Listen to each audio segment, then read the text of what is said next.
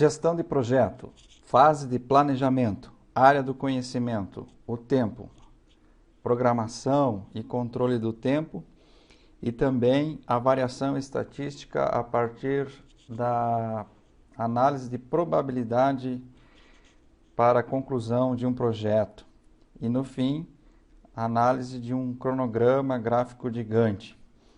Então, a área do tempo é uma área muito importante no gerenciamento de projeto. É preciso estimar um tempo de projeto no início do projeto. É importante se construir um cronograma mostrando, quando vai se iniciar cada atividade. Nós já temos a lista das atividades, a sua estrutura, a partir da estrutura analítica de projeto, todas as atividades que compõem o nosso projeto. E agora, então, a gente vai colocar as datas de início e fim do projeto, levando também em consideração as dependências, o que uma atividade precisa começar antes que outra, finalizar, enfim, tem essa dependência e tem que cumprir o prazo a partir de um tempo estimado que a gente já também trabalhou na técnica de avaliação e revisão do tempo, a técnica PERT, onde também a gente estimou um tempo a partir de um tempo otimista, de um tempo pessimista e o tempo médio ou mais provável. Então a gente vai trabalhar com essas informações, as informações principalmente depois de se identificar um caminho crítico no diagrama CPM, vai compor para nós o tempo máximo de execução do nosso projeto. E aí a gente distribui as atividades dentro desse tempo máximo, observando lá a estrutura analítica de projeto, o caminho crítico e o diagrama PERT. Mas o tempo é algo que precisa ser planejado e controlado durante todo o projeto. Nós já mencionamos que, por exemplo, o termo de abertura de projeto ou mesmo a estrutura analítica de projetos são documentos que são criados e que têm informações do projeto e que ficam lá arquivados. No caso do cronograma de projeto, é um documento que é necessário ser criado, mas ao longo do projeto, amplamente consultado, amplamente utilizado para o controle das atividades e atualizado. Um cronograma não pode ser estático, ele precisa ser dinâmico, ele precisa acontecer junto com o projeto, sendo atualizado dia após dia. Então, fazendo lá uma lembrança da técnica PERT, nós temos um tempo otimista, um tempo mais provável, um tempo médio, um tempo medido, um tempo mais pessimista, e com isso a gente consegue fazer uma estimativa de 3 pontos, calculando o tempo estimado de cada atividade, que é a soma do tempo otimista mais 4 vezes o tempo médio, medido ou mais provável, mais um tempo pessimista dividido por 6. Isso compõe o tempo estimado para cada atividade. E aí nós podemos montar uma planilha, levando em consideração somente as atividades do caminho crítico para compor o tempo total do projeto. Não é a soma do tempo estimado de todas as atividades que envolvem o projeto, só apenas aquelas que estão no caminho crítico. As atividades que estão no caminho crítico, você coloca elas separado para fazer a somatória dos tempos estimados e assim você vai ter o tempo total do projeto. Então essa equação mostra isso, que é o somatório de todos os tempos estimados para cada atividade que se encontra no caminho crítico. Esse N é o número de atividades que se encontra lá no caminho crítico. E aí nós temos um tempo total do projeto. Com esse tempo total do projeto, também a gente pode levar em consideração uma variância do projeto e um desvio padrão. Isso vai ser importante depois para se estabelecer alguma probabilidade de entrega desse projeto numa tal data específica, ou antes ou depois do tempo estimado. Então, a variância é dada aqui com a letra S do projeto, que é a somatória de todas as variâncias de cada projeto. A gente já vai ver de cada atividade. A gente já vai ver como é que se calcula essa variância. E existe o desvio padrão. O desvio padrão seria a raiz quadrada dessa variância calculada individualmente para cada atividade que está no caminho crítico. Se somando todas essas variâncias, se tem a variância de todo o projeto.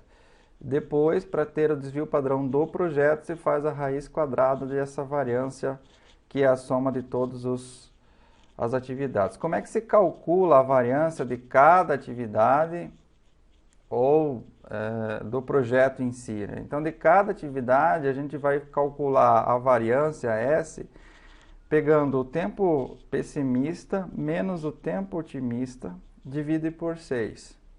Né? E aí eleva o quadrado, nós temos aí o valor da variância.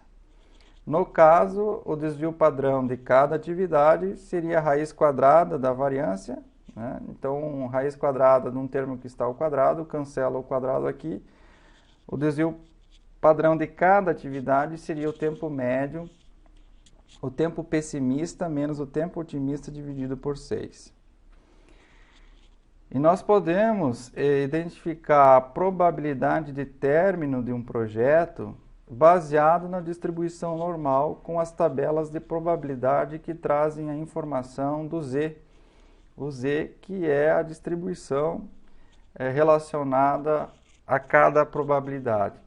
Então, para se identificar ou para se prever uma data de entrega de projeto, ou ao contrário, né, se conhecendo essa data de projeto, quer saber qual que é a probabilidade do acontecimento, nós podemos usar esta expressão aqui, onde o Z da probabilidade dessa tabela é igual a uma data menos o tempo estimado de todo o projeto, né? O tempo total estimado de todo o projeto dividido pelo desvio padrão do projeto. Tá? Então, Z é a variável padronizada da distribuição normal e esse D é a probabilidade de término em uma determinada data. Né? Então, se o nosso tempo estimado é em meses, 3 ou 4 meses, a gente vai levar em consideração essa unidade de meses para se determinar a data. Né? Se o nosso projeto tem uma probabilidade de término em 5 meses, qual que é a data, né? A data é em 4 meses ou em 6 meses. Mas é mais comum se trabalhar em dias desse projeto. Então, o nosso projeto tem um tempo estimado total de 500 dias. Qual a data, qual a probabilidade para se terminar em 400 dias? Então, esses 400 seria a letra D. E aí, na utilização da tabela que a gente vai mostrar aqui, é importante a gente considerar esse valor Z, se ele é um valor positivo ou negativo.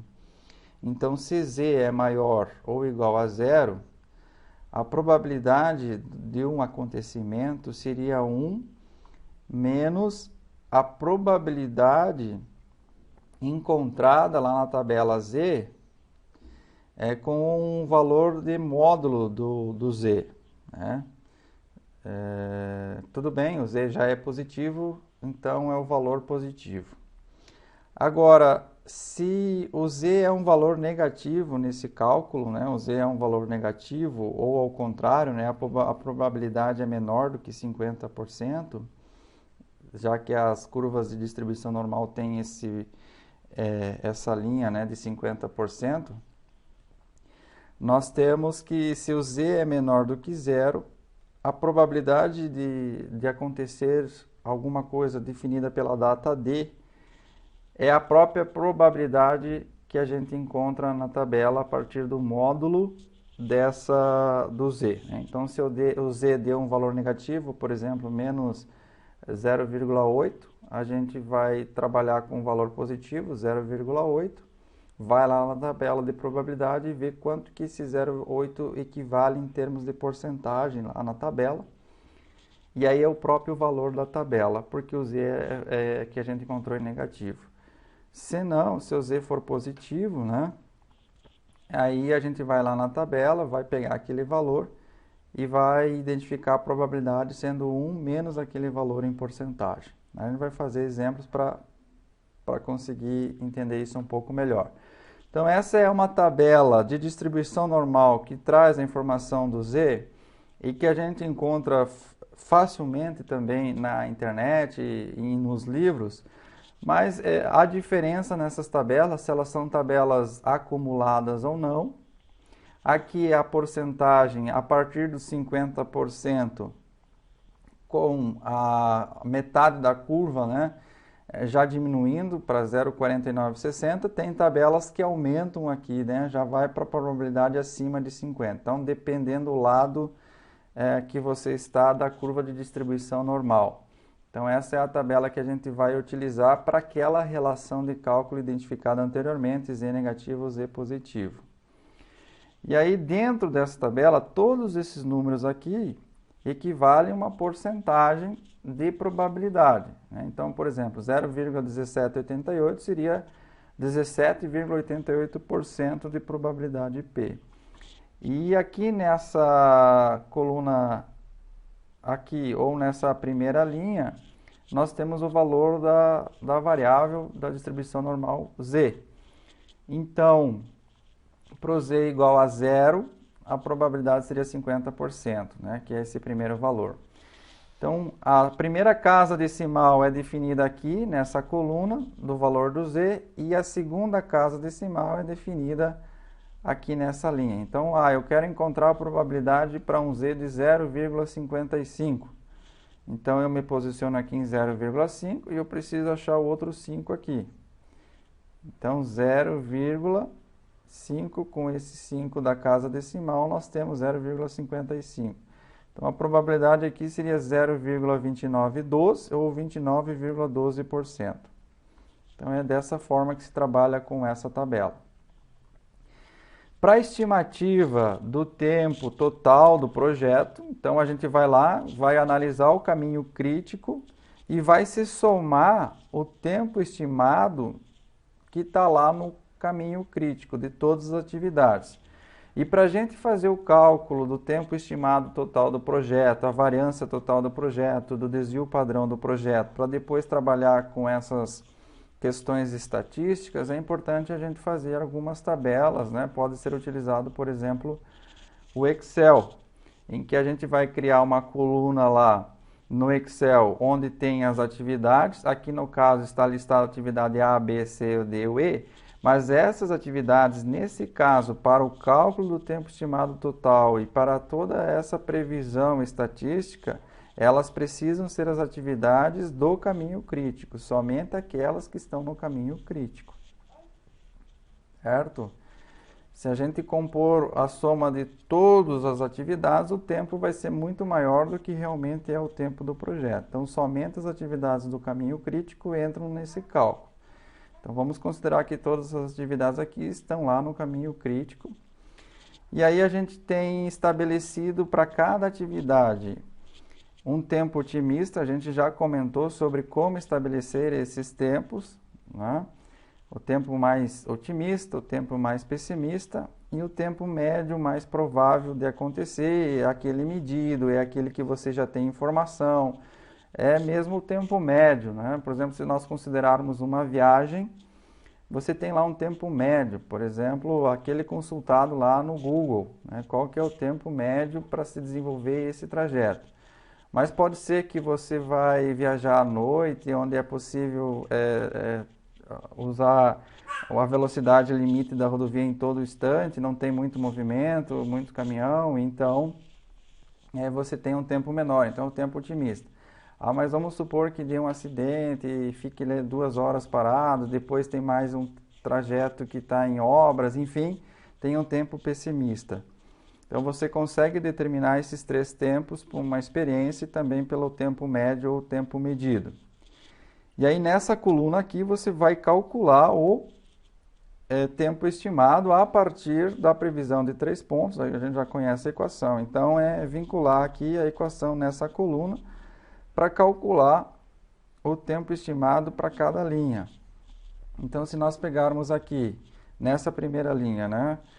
O tempo estimado, 16, mais 4 vezes o tempo médio mais provável, 4 vezes 24. E mais o tempo pessimista, 40, e dividir por 6 vai dar esse 25,3. A gente pode calcular o desvio padrão para essa atividade. né? Então, para essa atividade, a gente pode considerar aí que tem 4 dias de variável para esse tipo de projeto ou atividade, e também se calcula a variância a partir aí do quadrado desse desvio padrão. Então, 4 vezes 4 dá 16. E assim por diante em todas as atividades. Aqui no final, a gente faz um somatório de todos esses tempos. Portanto, o tempo estimado para desenvolver esse projeto, né, que contemplou as atividades do caminho crítico, é 101,3 dias.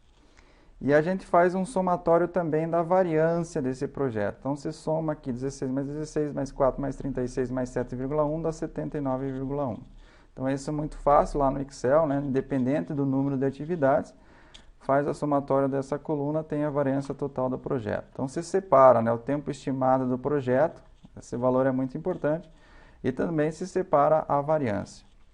Nos próximos cálculos, nós vamos trabalhar com o desvio padrão do projeto. E o desvio padrão do projeto não é fazer a somatória aqui, nesse caso, de cada atividade. Não é isso. O desvio padrão do projeto é a raiz quadrada da variância do projeto. Então, nesse nosso caso, a raiz quadrada do projeto é 79, a variância do projeto é 79,1. A raiz quadrada de 79,1 é 8,89. Então, 8,89 é o desvio padrão do nosso projeto. Então, vamos considerar agora um outro exemplo. Então, vamos supor que, identificado lá um monte de atividades que estão no caminho crítico, se fez aí o cálculo, se identificou os tempos médios, o tempo otimista, o tempo pessimista, e se calculou o tempo esperado pela estimativa de 3 pontos. Então, essa estimativa trouxe a informação que o tempo estimado é 554,33 dias. Se fazendo a somatória de todas as variâncias deste projeto, se chegou lá a 509,67 dias, a variância. A raiz quadrada desse valor, 509,67, resultou em 22,58 dias, que é o desvio padrão do projeto. Com essas informações, nós podemos calcular, por exemplo, qual a probabilidade do projeto terminar em 537 dias. Veja, o tempo estimado para o nosso projeto foi de 554 dias. A gente quer saber se a gente consegue terminar esse projeto em 537 dias. Qual é a probabilidade de terminar esse projeto em 537 dias? Ou seja, 17 dias antes do prazo estimado. Então, a gente tem a nossa equação, que Z é igual ao D menos o tempo estimado sobre o desvio padrão. Nós vamos identificar o Z, já que a gente conhece esses dados da equação. O D é a data que a gente gostaria que o projeto terminasse agora, 537, menos os 554,33 dias, que é o tempo estimado, e dividido pelo desvio padrão do projeto, que foi a raiz da variância lá, 22,58. Aqui se encontra um valor negativo de menos 0,7675, que é aproximadamente menos 0,77. Então, é um valor negativo para o Z. Portanto, se Z é menor do que zero, a probabilidade é o próprio valor que a gente encontra lá na tabela, considerando o Z um valor absoluto, né? Então, o valor absoluto de Z, que é menos 0,77, é 0,77 positivo. Então, a gente vai lá e consulta na tabela, a gente mostrou anteriormente, então, bastante números, mas a gente vai encontrar esse valor de Z, né? Z foi igual a 0,77, então Z 0,7 está aqui, e procura a casa decimal que falta, que é outro 7. Então, cruzando essas duas linhas no ponto de intersecção, nós vamos encontrar a probabilidade de a gente entregar esse projeto em 17 dias antes, né? Que foi 0,2206, encontrando na tabela. Então, fazendo aí uma aproximação, esse número continua em outras tabelas, a probabilidade é de 22,07%, né? Então, multiplica esse valor por 100 para se obter a porcentagem. A probabilidade de entregar em 17 dias antes esse projeto é de 22,07%. Agora, no caso, se eu definir uma probabilidade, vamos supor que eu quero que esse projeto seja entregue com 90% de probabilidade. Ao tempo esperado, não é de fato o que vai acontecer. Vamos ver qual é o tempo mesmo para a gente entregar com 90% de probabilidade. Isso vai acontecer com 90% de probabilidade, não é nem o 100%. Vamos lá. Então, vamos considerando aqui os mesmos dados do problema, um tempo estimado é de 554, permanece aqui a variância do projeto em 509, que foi a soma de todas as variâncias individuais de cada atividade, que estão no caminho crítico, e feito a raiz quadrada desse 509. Então, qual é a probabilidade do projeto terminar com 90% de chance de cumprimento do prazo? Então, a gente estimou esse tempo estimado, mas ainda a gente pode identificar a probabilidade de 90%. Então, como 90% é maior que o 50%, nós estamos no lado da tabela que o z será positivo, né? No lado da curva que o z será positivo. Então, da curva de distribuição normal, né? Então, como 90% é maior que 50%, o z será positivo. Então, a gente usa que a informação de z maior ou igual a zero, a probabilidade seria 1 menos a probabilidade que a gente encontra na tabela Z. Então, essa probabilidade é de 90%. Então, seria a probabilidade que eu devo procurar na tabela é igual a 1 menos 90% de probabilidade, né? 90% seria 0,9, seria 0,1. Então, a gente vai lá na tabela, agora faz ao contrário, né? Antes a gente tinha o valor de z, agora a gente tem o valor de probabilidade. Então, são os valores que estão aqui dentro da tabela. E a gente tenta encontrar o valor mais próximo desse valor 0,1. O valor mais próximo da tabela lá, que é 0,1, é esse aqui, 0,1003.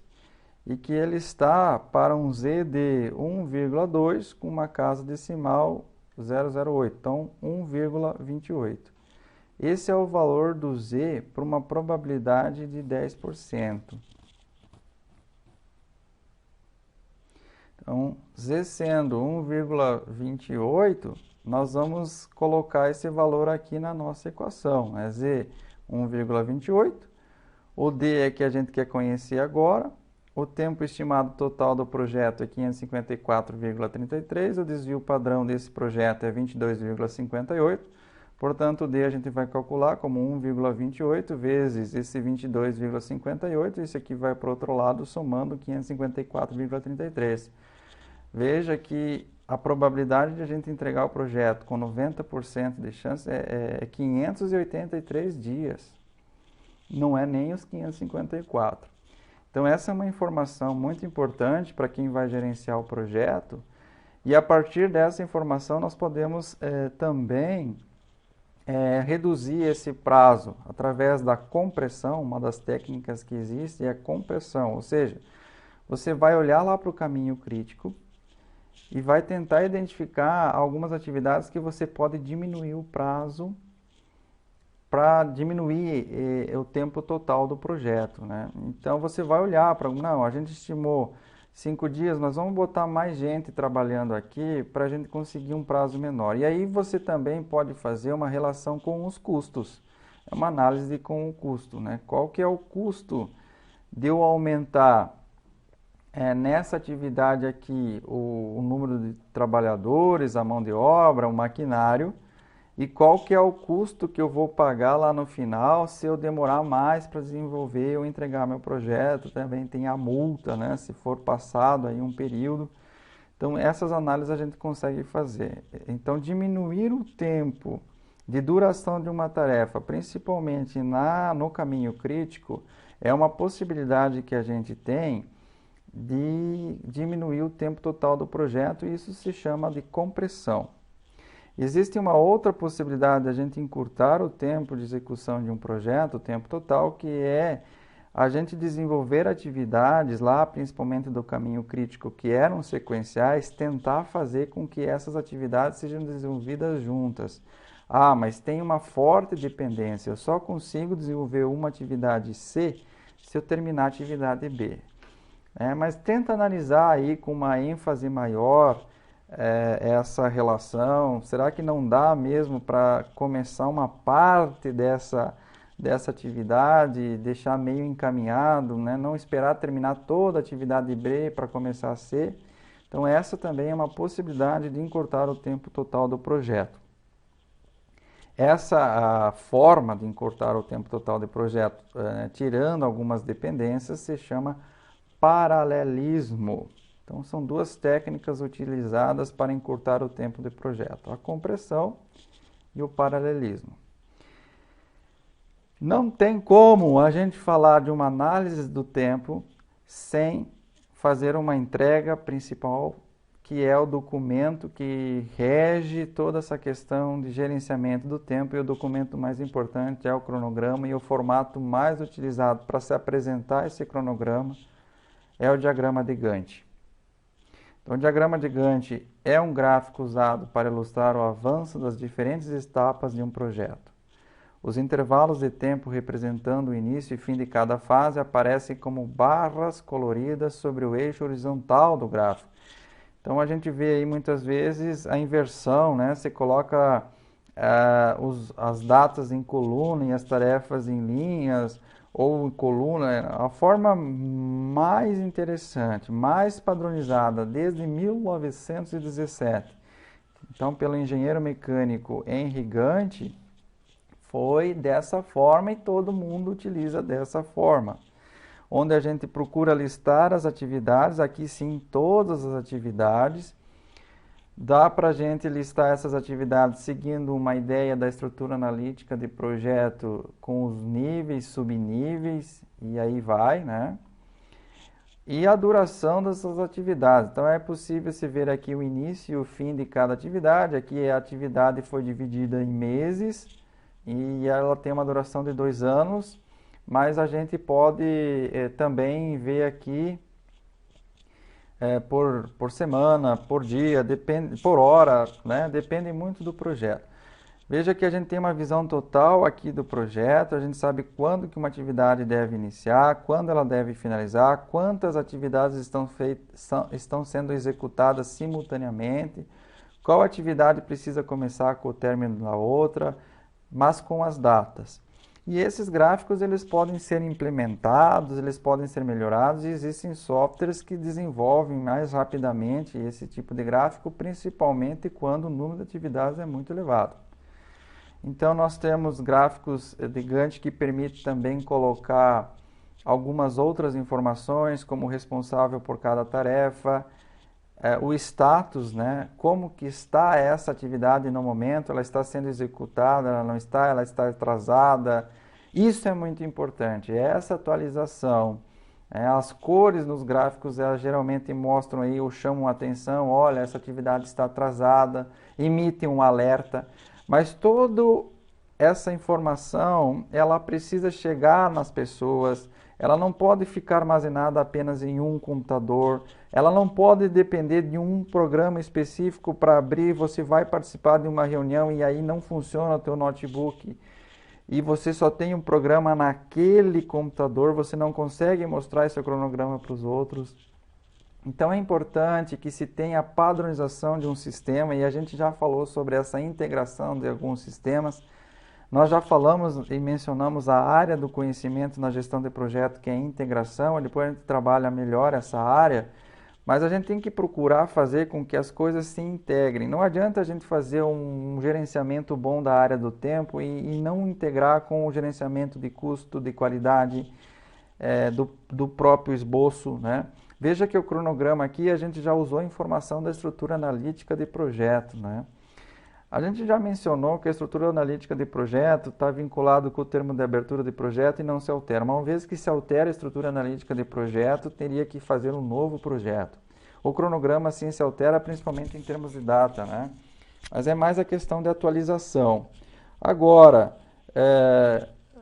mudar uma atividade, retirar uma atividade, né? Talvez não seja assim algo que implique numa mudança total do projeto e necessidade de começar um projeto novo com toda a documentação.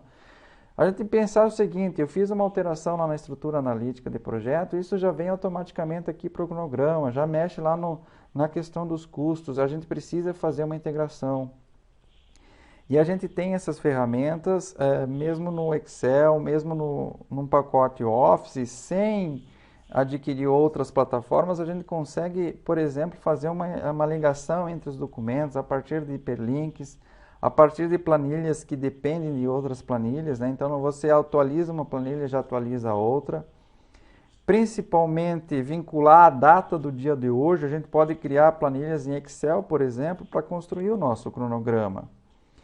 Mas não uma planilha estática, a gente vai lá e constrói essa planilha no Excel, com as colunas, com as linhas, e vincula sempre a data do computador. Você clica numa tela, numa célula do Excel e iguala a data do computador. É fácil, está lá essa opção.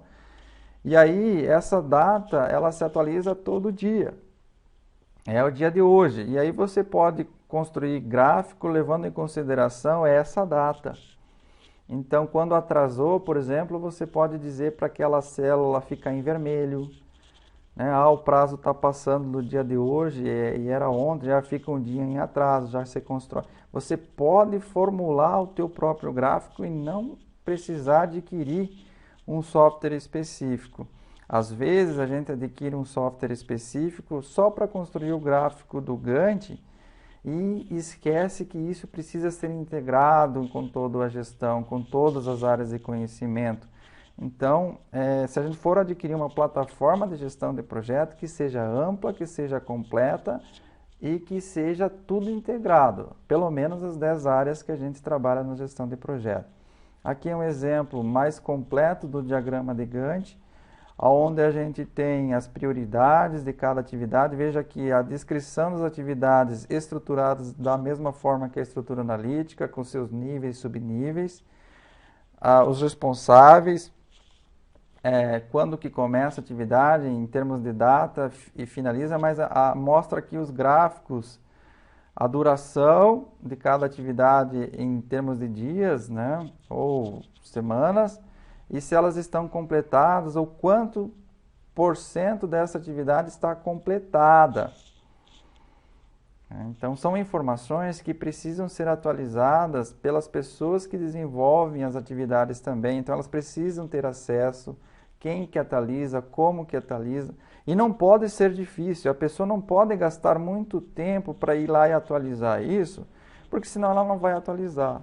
Ela vai achar mais importante desempenhar a sua função, fazer a peça, fazer a sua atividade, do que ir lá e atualizar o gráfico. Então tem que ser algo fácil. Tem que ser até por comando de voz. Por que não? Identifica a voz da pessoa lá e ela diz assim, atualizar gráfico, já abre lá no fundo um sistema e ela fala, tá 30%. Aí já atualiza. Ou mesmo sensores, né, colocados dentro da fábrica, dentro do sistema, que vai monitorando e vai passando lá e vai fazendo esse controle aí da execução de cada tarefa. Então, a gente vai também disponibilizar um link para vocês acessarem, por exemplo, alguns vídeos que mostram a execução desse cronograma, principalmente em outras plataformas além do Excel. Então, o documento mais importante da área de conhecimento da gestão de projeto é o cronograma do tempo, né? É o cronograma. A gente precisa ter esse cronograma, a gente precisa ter esse cronograma que seja atualizável e ele precisa estar vinculado às datas, principalmente para ficar automático essas atualizações. Mas para a gente chegar aqui no cronograma, a gente teve que fazer aquele caminho lá da estrutura analítica de projeto, depois identificar as atividades e depois ir para essa área do tempo, onde a gente estimou o tempo e trabalha com uma questão estatística, vinculando aos custos, para fazer aí um tempo total do nosso projeto bem definido para depois vir aqui para o nosso cronograma. Certo?